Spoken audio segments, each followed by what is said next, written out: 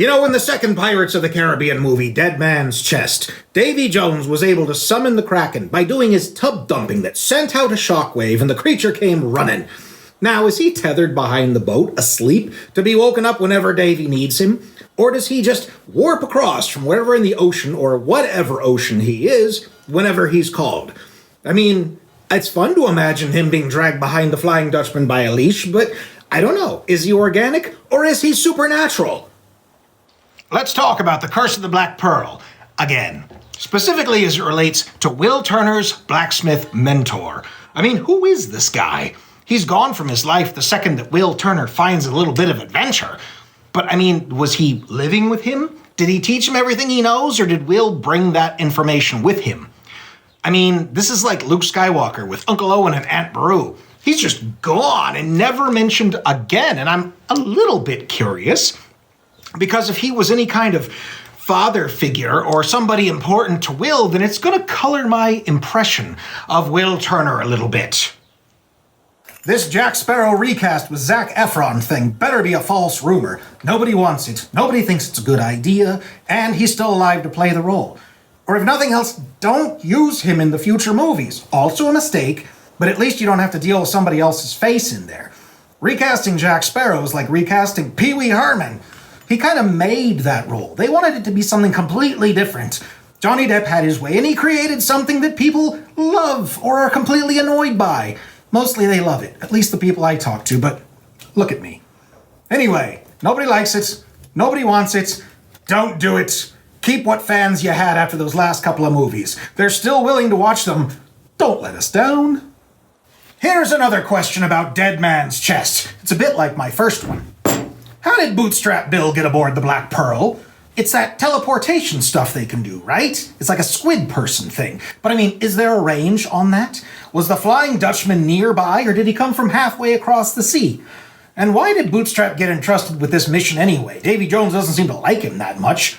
But that's an aside. The teleportation thing. If he did use it, is there a limitation on it? Can he only do it when he's authorized to? Because later Davy Jones has a knife to his throat. Could he have teleported away? Are they entrusted with this power? Or is it given to them to complete missions? I need to know, so let's hear what you think. It would appear that in Dead Man's Chest, Will Turner was deliberately sent to his doom on Cannibal Island from that last guy that he asked directions from.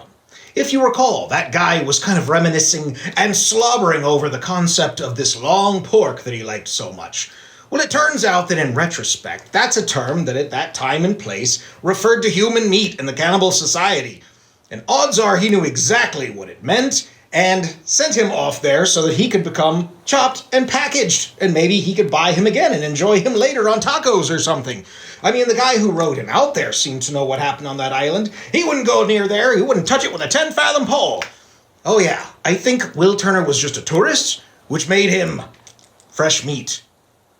So, Margot Robbie, leading the new Pirates of the Caribbean movie. And Christina Hodson writing it. You know, she wrote Bumblebee, Birds of Prey, her. And it's apparently independent of some other reboot they have in mind. Whatever that means.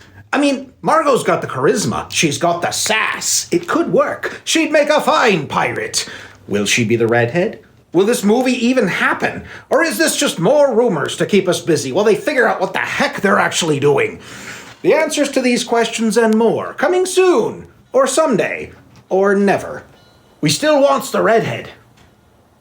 All right, here's a silly question, but in Dead Man's Chest, when Davy Jones's crew are bidding years of service in Liar's Dice, what's considered the win? To get more years of service or less? I mean, when he found them, they were all looking to avoid the dark abyss of death. And so you would think that more would be best, keeping them from that. But once you get on the crew and some time passes, it becomes this horrible life curse. Look at Wyvern, and eventually poor Bootstrap Bill. So maybe they're looking to get out of it. But I mean, there's really no clues as to which way they're going. So, I don't know, what do you think? Are they trying to get off the ship? Or are they trying to stay on the ship? In my opinion, the worst thing about Pirates of the Caribbean 3 at World's End was all of those multiple jacks. They seem to serve no purpose.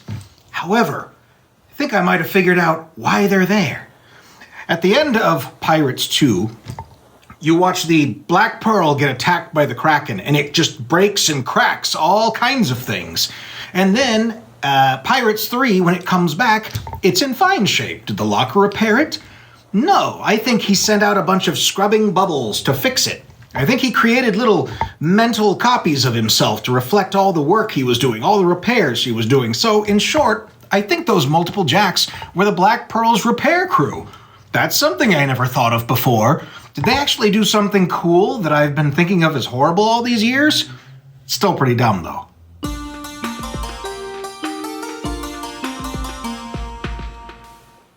Long Pork, Part 2, Take 4. Ow. Long Pork is people. It's people. Anyway, that was a semi-obscure movie quote, applied to a semi-modern movie blockbuster franchise. But in any case, make mine Soylent Green.